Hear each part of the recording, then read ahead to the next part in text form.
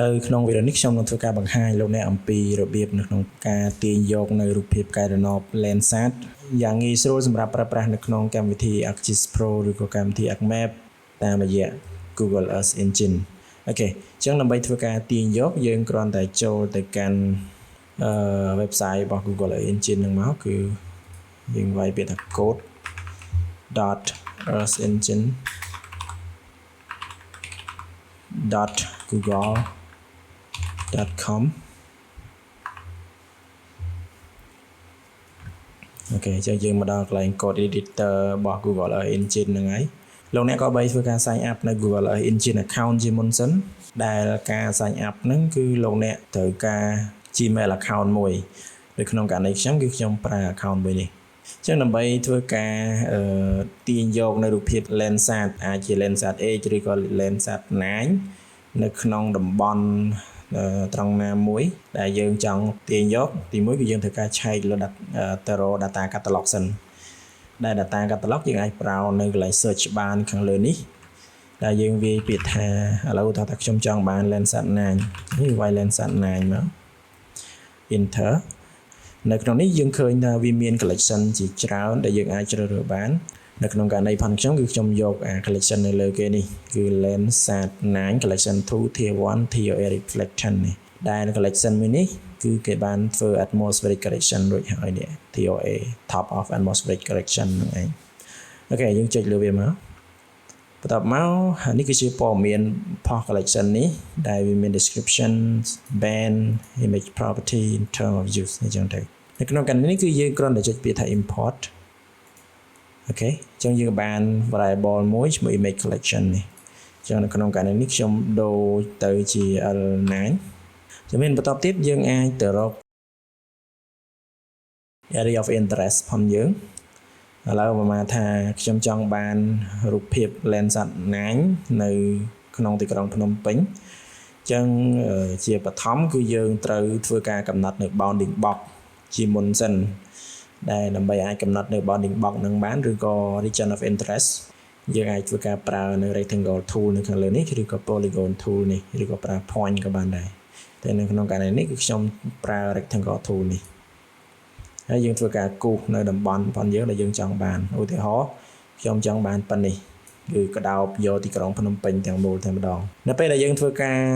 គូសរួចហើយយើងឃើញថានៅខាងលើនេះវាបង្កើត variable មួយទៀត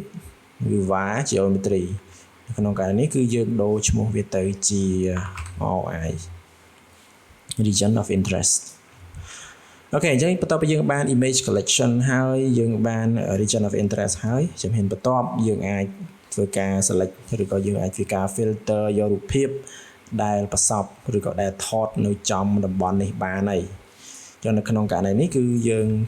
ខ្ញុំបង្កើត variable មួយគឺថាខ្ញុំដាក់ថា pp l9 ចឹងយើងអាចធ្វើការ filter យករូបភាពដែលថតនៅក្នុងតំបន់នេះដើម្បីធ្វើការ filter យករូបភាពដែលថតនៅតំបន់នេះយើងអាចប្រើ function filter bound ដោយ filter bound ហ្នឹងគឺយើង filter ចេញពី L9 variable របស់យើងហ្នឹងគឺ L9.filter bounds ហើយ filter bound របស់យើងគឺយើង filter យកតាម region of interest ផងយើងហ្នឹងគឺ RI កន្លែងនេះមានន័យថា function នេះវានឹងធ្វើការ select យករូបភាពចេញពី Landsat 9 នេះដោយយកតែរូបភាពណាដែលប្រសពជាមួយនឹង RI ទេមានន័យថារូបភាពដែលថតជាប់ជាមួយនឹង region នេះវានឹង select យកឲ្យយើងហើយយើងមើលថាតើប្រសិនបើយើង filter តាមរយៈ RI ហ្នឹងយើងអាច filter បានប្រហែលស្លឹកអូខេយើងអាច print មើលលទ្ធផលបានគឺ PPL9 sorry យើងមើលនៅកន្លែង console ខាងនេះយើងឃើញថាយើងទទួលបាន69ស្លឹកនៅក្នុងតំបន់ហ្នឹងព្រោះដោយសារតែ Landsat 9វាទៅតែប្រហោះប្រហែលឆ្នាំនេះទេអញ្ចឹងនៅក្នុងភ្នំពេញនេះគឺនៅកន្លែង RI របស់យើងហ្នឹងគឺវាថត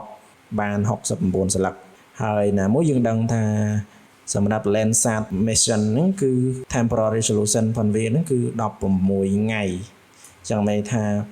ដើម្បីអាចថតទីតាំងនេះបានសារ satellite ឬក៏ផ្កាយរណបនោះត្រូវការពេលចំនួន16ថ្ងៃដើម្បីមកថតកន្លែងហ្នឹងមួយស្លឹកទៀតអូខេអញ្ចឹងបានយើងឃើញចំនួនរូបភាពដែលថតនៅកន្លែងនេះវាមានតិចវាមានត្រឹមតែ69ស្លឹកទេ ok បន្តមកទៀតយើងអាចធ្វើការ filter យកកាលបរិច្ឆេទឧបមាថាយើងចង់បានត្រឹម2025អញ្ចឹងខ្ញុំ filter យកពី2025ថ្ងៃទី1ខែ1រហូតដល់ថ្ងៃនេះ2025ថ្ងៃខែ5ថ្ងៃទី20ថ្ងៃនេះគឺថ្ងៃទី20មើលសិនថ្ងៃ19នេះជាស្រ័យ19អញ្ចឹងយើង print មើលភាសាទៀតថាតើនៅក្នុងឆ្នាំ2025ហ្នឹងវាមានប៉ុន្មានស្លឹក5ខែហ្នឹងមាន8ស្លឹកអញ្ចឹងយើងគិតមើលទៅវាអាចសមហេតុផលដែរដោយសារមួយខែវាថតបានតែ2ស្លឹកទេអញ្ចឹងវា5ខែហើយខែ5នេះវាមិនតាន់គ្រប់មួយខែទេអញ្ចឹងវាមានតែ8ស្លឹកហ្នឹងទេបន្តមកទៀតខ្ញុំអាចធ្វើការ filter យក cloud cover ខ្ញុំប្រើ function filter ហើយនៅក្នុង function filter ហ្នឹងខ្ញុំ filter base ទៅលើ metadata មួយគឺ metadata មួយឈ្មោះថា cloud cover អញ្ចឹងខ្ញុំវាយពាក្យថា cloud cover អូខេ cloud cover ហើយ cloud cover គឺខ្ញុំ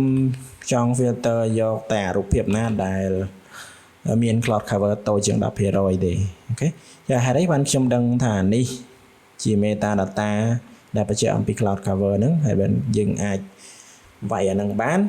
អាកន្លែងព័ត៌មាននេះគឺយើងអាចទាញយកមកពី image property នេះកន្លែងនេះចូលមកកាន់ image property មកយើងនឹងឃើញ cloud cover នេះអូខេយើងវាយដូចគេអញ្ចឹងមកអក្សរធំទាំងអស់អូខេអញ្ចឹងបើសិនបើយើង filter យករូបភាពណាដែលមាន cloud cover តូចជាង 10% ឥឡូវយើងមើលតើវាមានប៉ុន្មានស្លឹកអូខេជាងមានតែ2ស្លឹកទេអញ្ចឹងជាមានបន្តទៀតខ្ញុំត្រូវធ្វើការកំបាញរូបពីរនឹងចូលគ្នាកំបាញរូបពីរនឹងចូលគ្នាដោយខ្ញុំប្រើ method តម្លៃកណ្ដាលគឺ median អញ្ចឹងមានន័យថាវានឹងចាប់យកតម្លៃកណ្ដាលនៃរវាង pixel នៃស្លឹកទាំងពីរអញ្ចឹងណាអូខេអញ្ចឹងយើងប្រើ function median យើងអាចប្រើ min ក៏បានដែរយើងលោកអ្នកអាចទៅស្រាវជ្រាវបន្ថែមតិចទៅថា function median និង function min ហ្នឹងវាអាណាប្រសើរជាងក្នុងការប្រើប្រាស់អូខេ min គឺតម្លៃមធ្យម median តម្លៃកណ្ដាលហើយបន្តមកទៀតគឺខ្ញុំអាចធ្វើការ clip នៅរូបភាពហ្នឹងបានហើយអញ្ចឹងនៅត្រង់ត្រឹមនេះនៅពេលដែលយើងប្រើ function median កន្លែងនេះមានន័យថាប្រសិនបើយើង print អានេះទៅគឺឥឡូវខ្ញុំ print ឲ្យមើលវាឡើងជា image collection ទៀតហើយព្រោះកន្លែងនេះយើងបានធ្វើការ composite រូបភាពពីរនឹងបញ្ចូលគ្នាហើយអញ្ចឹងនៅពេលដែលខ្ញុំ run វាចេញតែ image ទេវាឡើងជា image collection ទៀតហើយអូខេអញ្ចឹងបន្តមកទៀតយើងអាចធ្វើការកាត់វាទៅតាមព្រំបន្ទល់ RI ផងយើងបាន RI អូខេអញ្ចឹងខ្ញុំលុប function ខ្ញុំលុប print នេះចោលបន្ទាប់មកយើងអាចធ្វើការបញ្ចូលរូបភាពនឹងមកក្នុងផែនទីមើលតើវាចេញយ៉ាងម៉េចយើងប្រើ function map .add layer បន្ទាប់មកយើងដាក់រូបភាពរបស់យើងចូលគឺ ppl9 ហើយខ្ញុំបើក empty calibration មួយកន្លែងនេះខ្ញុំនឹងបញ្ជាក់ថាវាជាស្អីកន្លែងនេះខ្ញុំដាក់ឈ្មោះ layer របស់យើងគឺ pp landsat 9 image យើង run មើលវានឹងធ្វើការ add រូបភាពនឹងចូលមកយើងអាចមើល progress បាននៅខាងលើនេះបានបិទ RI នេះចោលដើម្បីកុំឲ្យវាបាំងអូខេយើងឃើញថាយើងបានរូបភាពមួយសន្លឹកដែលវាកាត់ចេញវាកាត់ទៅតាមព្រំបន្ទល់ RI ផងយើងស្អាតចេះតែម្ដងអត់មានលើសអត់មានខ្វះអូខេហើយវា add មកដំបូងយើងឃើញថាវាចេញខ្មៅអ៊ូយអញ្ចឹងដោយសារយើងអត់បានកំណត់នៅ stretch value សម្រាប់រូបភាពហ្នឹងទេហើយការតម្រៀបការ composite band ផងវាគឺវារៀបតាមលំដាប់ធម្មតាគឺ1 2 3អញ្ចឹងបើសិនបើយើងចង់បាន true color composite គឺយើងត្រូវការតម្រៀប band ហ្នឹងឡើងវិញដោយយើងតម្រៀបសម្រាប់ Landsat ហ្នឹងគឺ4 3 2 4នេះគឺ red 3នេះគឺ green 2នេះគឺ blue យើងអាចឆែកមើលនៅខាងលើនេះបាននេះយើង like band នេះយើងឃើញនេះ red green blue ណាអូខេអញ្ចឹងខ្ញុំដូរវាមក4 3 បន្ទាប់មកយើងធ្វើការកំណត់ stretch value នៅកន្លែងនេះខ្ញុំយក 100% stretch ហើយខ្ញុំ apply យក 100% stretch ដើម្បីឲ្យរូបភាពនោះវាចេញមករាងភ្លឺបន្តិចបើសិនជាយើងយក98ឬ90វាអាចរាងល្ងិតជាងហ្នឹងអូខេអញ្ចឹងប្រហែលថាបើយើងពេញចិត្តនៅរូបភាពហ្នឹងហើយពេញចិត្តនៅ visualization parameter ឬក៏តម្លៃ stretch value ហ្នឹងតម្លៃការតម្រៀប band និង stretch value ហ្នឹងយើងអាចធ្វើការ import យក parameter ហ្នឹងមកទុកប្រើនៅខាងលើនេះបាននេះអញ្ចឹងវាទៅជា image vis param នៅខាងលើនេះខ្ញុំកែទៅជា vis param ហើយលើក្រោយខ្ញុំអាចយក vis param ហ្នឹងមកជំនួសកន្លែង empty curly brace នេះនេះថាកន្លែងហ្នឹងគឺជាកន្លែងសម្រាប់ដាក់ visualization parameter ហ្នឹងឯងអូខេចឹងលើក្រោយនៅពេលដែលយើង run ទៅវាត្រូវband ត្រូវ stretch value អីស្រាប់ដោយដែលយើងបាន set ពីខាងលើមកហ្នឹងអញ្ចឹងណាយើងអាចមើលនៅរូបភាពហ្នឹងយើងឃើញថាប្រសិនបើរូបភាពហ្នឹងវាដូចទៅនឹងអ្វីដែលយើងចង់បានហើយយើងអាច export វាបានហើយដែលការ export គឺយើងប្រើ function export ក៏ប៉ុន្តែអានេះត្រូវគិតក្នុងចិត្តថាតើលោកអ្នកចង់ export រូបភាពនឹងទាំងអស់ឬក៏លោកអ្នកចង់ export តែទាំងអស់ហ្នឹងខ្ញុំចង់សំដៅលើ band តើលោកអ្នកចង់យក band ទាំងអស់ឬក៏ចង់យកតែ band ណាមួយបើសិនបើឧទាហរណ៍ថាលោកអ្នកត្រូវការតែ RGB ជាមួយនឹង near infrared ទេ near infrared ទេអញ្ចឹងលោកអ្នកអាចយកតែ4 band ហ្នឹងទៅបានហើយមិនបាច់ចាំបាច់យកផ្សេងទៅទៀតទេព្រោះកាលណាយើងយកទាំងអស់ file ផងយើងវាកាន់តែធំនៅក្នុងករណីដែលទីតាំងផងយើងធំអញ្ចឹងកន្លែងនេះគឺខ្ញុំគ្រាន់តែបញ្ជាក់ជូនលោកអ្នកទេថាប្រសិនបើលោកអ្នកត្រូវការទាំងអស់មានន័យថាទាំងប្រមាណ17 band នេះលោកអ្នកអាចធ្វើការ export ទៅតែម្ដងប៉ុន្តែបើសិនបើចង់បានចំនួន band ជាក់លាក់ឧទាហរណ៍ red green blue និង near infrared អាច assign band នឹងតែ4ហ្នឹងទៅបានហើយឥឡូវនៅក្នុងករណីផងខ្ញុំដើម្បីឲ្យរូបភាពផងខ្ញុំទូចហើយខ្ញុំ export លឿនសម្រាប់បង្ហាញលោកអ្នកខ្ញុំ select យកតែ4 band ទេណា red green blue និង near infrared អូខេអញ្ចឹងខ្ញុំដាក់ function មួយនៅកន្លែងនេះគឺខ្ញុំប្រើ function select ហើយបន្តមកទៀតខ្ញុំបើកនៅsquare bracket មួយដែល square bracket នេះគឺតំណាងឲ្យ list យើង list ផងយើងគឺយើងយក red green blue ហ្នឹងឯង band ហ្នឹងឯង B4 B3 B2 ហើយនឹង near infrared គឺ B5 ណាអញ្ចឹងនៅពេលដែលយើង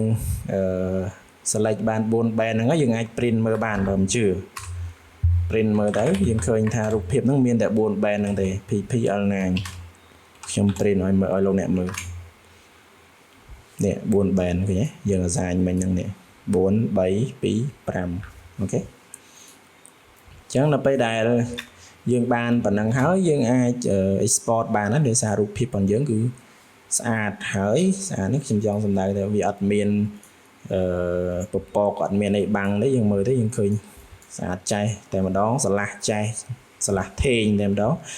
អញ្ចឹងនៅក្នុងករណីនេះយើងអាច export បានហើយការ export ហ្នឹងយើងនឹង export វាទៅដាក់នៅក្នុង Google Drive ផងយើង Google Drive នេះគឺ Google Drive នៃ account Gmail នេះឯងអូខេអញ្ចឹងខ្ញុំប្រើ function export .image .to drive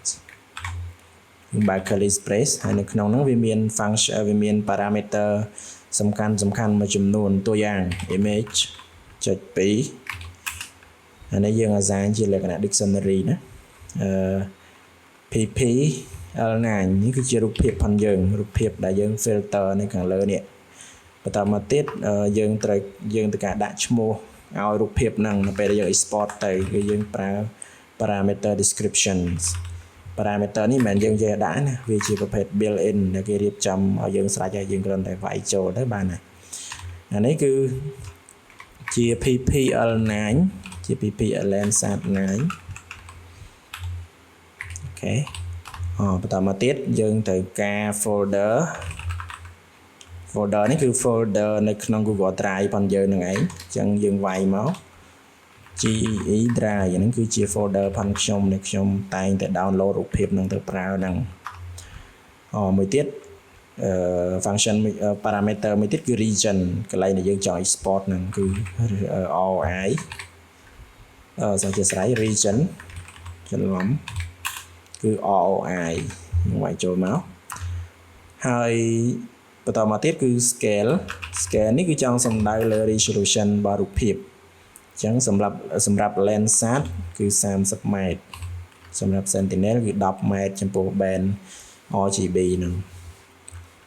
ហើយបន្តមកទៀតយើងកំណត់ប្រព័ន្ធយាមកាយហើយគឺយើងប្រើ parameter CRS ណាអញ្ចឹងនៅក្នុងនេះគឺខ្ញុំ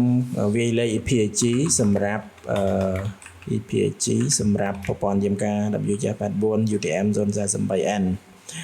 តែលោកអ្នកមានឆ្ងល់ចំពោះ CGD 23ហ្នឹង EPG មែនអាហ្នឹងគឺយើងអត់ទាន់មានព័ត៌មានទេណាអញ្ចឹងយើងប្រើ WJ84 ធម្មតាទៅចឹង WJ84 UTM 048N លេខ EPG ផងវាគឺ32638ហ្នឹងអាចចងចាំទុកទៅ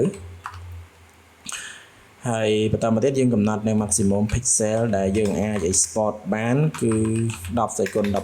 13គឺ max pixel 10សេគុណ13គឺយើងទៅសេ1 e 13ណា10សេគុណ13យើងគិតមកទៅប្រហែលលានប្រហែលពាន់លាន file format គឺជាតម្រងរូបភាពដែលយើងចង់ export ណាក្នុងករណីនេះគឺយើងចង់ export ជា GeoTIFF ណាយើងស្គាល់ GeoTIFF នឹងអីគេហើយបន្ទាប់ពីយើងបានប៉ុណ្ណឹងហើយយើងអាចពិនិត្យមើលទៅលើ parameter និងតម្លៃរបស់វារួចហើយយើងអាច run បានហើយគឺយើងចុច control enter មកឬក៏យើង run នៅខាងលើនេះយើងមើលនៅពេលដែលយើងចុច run ទៅយើងឃើញកន្លែងថាសនេះវា load ចេញជាពណ៌ទឹកក្រូចអញ្ចេះមានន័យថាកន្លែងហ្នឹងវាមានការងារមួយឲ្យយើងធ្វើដែលយើងមិនទាន់បានសម្រេចទេវាចេញពណ៌ទឹកក្រូចមិញណាអញ្ចឹងយើងមើលមកយើងឃើញនេះថាសមួយ unsubmitted task យើងឃើញមាន PPL Landsat 9គឺជា description ដែលយើងបានវាយហ្នឹងហើយសូមបញ្ជាក់កន្លែងនេះគឺសូមកុំដក clear បើសិនបើលោកអ្នកចង់ដក clear សូមធ្វើការប្រើ underscore ហើយបើសិនបើមិនប្រើ underscore ទេដក clear direct មកគឺវាអត់ឲ្យទេវាឲ្យយើងវាយ underscore ណាឬក៏យើងសរសេរកុំដក clear ចុចប៊ូតុង run នៅក្បែរនេះអូខេ initiate image export អញ្ចឹង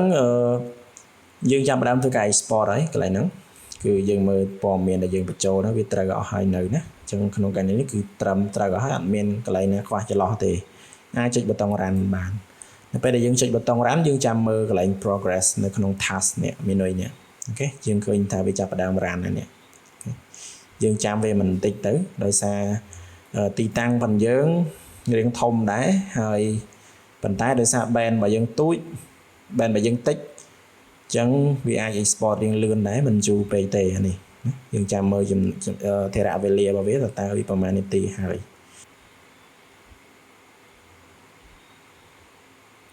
អូខេអញ្ចឹងយើងឃើញថាវាត្រូវការពេល export ប្រហែលជា1នាទីនេះអូខេ one attempted នេះ one time នៅតែម្ដងហ្នឹងហើយស្រេចណាហើយស្រេចអូខេយើងអាច open in drive នេះចុច open in drive នេះមកអញ្ចឹងវានឹងធ្វើការបើករូបភាពហ្នឹងអូខេអញ្ចឹងនេះគឺជារូបភាពផងខ្ញុំដែលខ្ញុំបាន download កន្លងមករូបភាពដែលយើង down មិញហ្នឹងគឺរូបមួយនេះ pp landsat9.tif ហ្នឹងម៉ោង 11:54 អូខេយើងអាចធ្វើការ download រូបភាពនេះហើយយើងយកវាទៅបើកនៅក្នុងកម្មវិធី ArcGIS Pro អូខេយើងឃើញថាយើងបាន download រូបភាពនឹងបានសម្រេចហើយឥឡូវយើងទៅបើកកម្មវិធី ArcGIS Pro មើលហើយយើង add រូបភាពមិញចូលហើយរូបភាពមិញវានៅក្នុង desktop ខ្ញុំបាន copy ដាក់លើ desktop នេះគឺ PP Landsat 9ហ្នឹង